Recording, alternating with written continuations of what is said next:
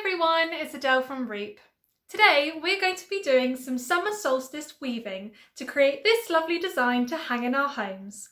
Let's get started. For this activity you will need a paper plate, scissors, yellow and orange twine and sunny coloured scraps of ribbon. Cut small grooves around the edge of your paper plate about 1 centimetre apart.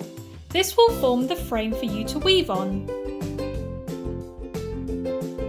Wind the yellow twine around your plate and tie it in a double knot at the back.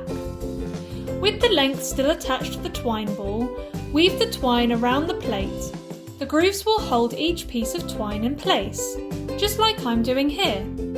Wind the twine around the plate groove by groove for a star effect, or go freestyle and crisscross it in any direction.